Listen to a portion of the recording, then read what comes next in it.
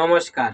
আশা করি আপনারা ভালো আছেন, সুস্থ আছেন। আপনারা সর্বদাই ভালো থাকবেন, সুস্থ থাকবেন। তান্ত্রিক সুদর্শন কবিরাজ ইউটিউব চ্যানেল দেখার জন্য আপনাদেরকে অসংখ্য ধন্যবাদ। আপনারা যে প্রান্ত থেকে আমার ভিডিওটি দেখতেছেন অবশ্যই ধৈর্য সহকারে ভিডিওটি শুরু থেকে লাস্ট পর্যন্ত দেখবেন।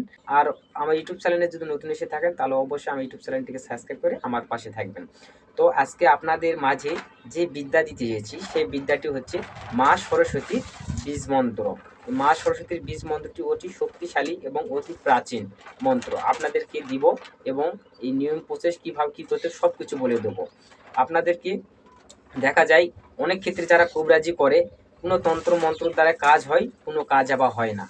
যে মন্ত্রর দ্বারা আপনারা কাজ করেন কোনো সময় কাজ ওই মন্ত্র দ্বারা ফলপ্রদ হয়, আবার ফলপ্রদ হয় না। তন্ত্র মন্ত্র পাওয়ার নেই, শক্তি নেই। অনেক ক্ষেত্রে কিন্তু অনেক কবিরাজেরই এই সমস্যাগুলো থেকে থাকে। সেক্ষেত্রে আপনাদেরকে করতে হবে কি, আমি স্ক্রিনে যে মন্ত্রটি আজকে মা সরস্বতীর বীজ মন্ত্রটি দেবো, এই বীজ মন্ত্রটি যদি আপনারা আমার নিয়মে যদি আপনারা প্রস্তুতি করতে পারেন দেখবেন সব তন্ত্র মন্ত্র আপনার আগুনের মতন কাজ করবে।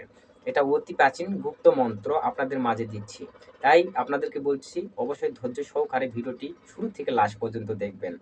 আমি মন্ত্রটি মা সরস্বতীর বীজ মন্ত্রটি আমি প্রথমে স্ক্রিনে দিয়ে দিচ্ছি, আপনারা সুন্দর করে দেখে নিন। মন্ত্র হচ্ছে ওং হ্রিং শ্রিং এং হ্রিং শ্রিং এং বদ বদ বাগব্বা দিনী ভগবতী সরস্বত তুষ্টি পুষ্টি তুভং নম।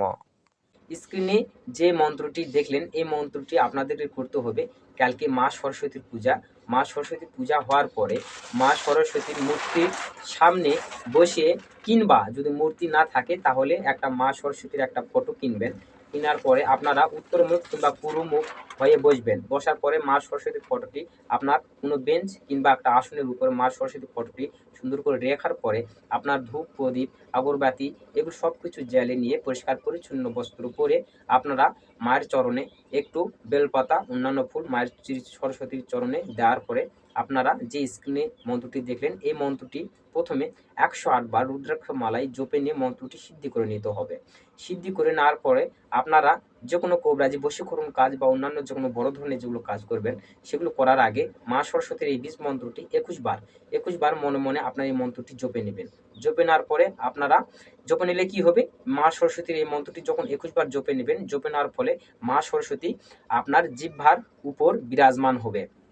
মা সরস্বতী আপনার জিহ্বার উপর বিরাজমানের ফলে আপনারা এই জিহ্বার দ্বারাই মুখ দ্বারাই যে কোনো তন্ত্রমন্ত্রে আপনার প্রয়োগ করবেন না কেন সেই তন্ত্রমন্ত্রই আগুনের মতন কাজ করবে। ওই মন্ত্র কোনো মিট যাবে না, অবশ্যই কার্যকারী হবে।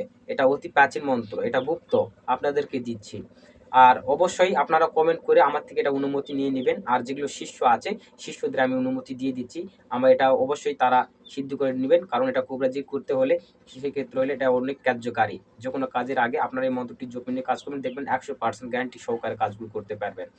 আর যদি আপনারা সকালে 108 বার, রাতে 108 বার যদি পরিষ্কার পরিচ্ছন্ন হয়ে ধূপকাঠি আগরবাতি এগুলো জ্বালিয়ে যদি মন্ত্রটি আপনারা পাঠ করেন তাহলে দেখবেন মা সরস্বতীর কৃপা লাভ করবেন, জ্ঞান লাভ করবেন এবং যে কোনো তন্ত্র মন্ত্রে আপনার আগুনের মতন কাজ করবে এবং সর্বদাই যে কোনো কাজে আপনি ফলপ্রদ হবেন। আর মা সরস্বতীর কৃপায় যেই তন্ত্র মন্ত্রে আপনি মুখস্থ করবেন সেটা আগুনের মতন কাজ হবে।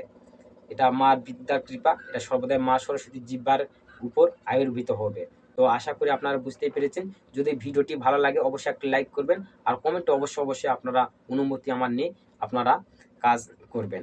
আর তান্ত্রিক সুদর্শন কবিরাজ ইউটিউব চ্যানেল নতুন এসে থাকলে অবশ্যই আমার ইউটিউব চ্যানেলটিকে সাবস্ক্রাইব করে আমার পাশে থাকবেন। আজ এই পর্যন্তই, আপনারা ভালো থাকুন, সুস্থ থাকুন, দেখা হচ্ছে আবার কোনো নতুন ভিডিওতে। নমস্কার।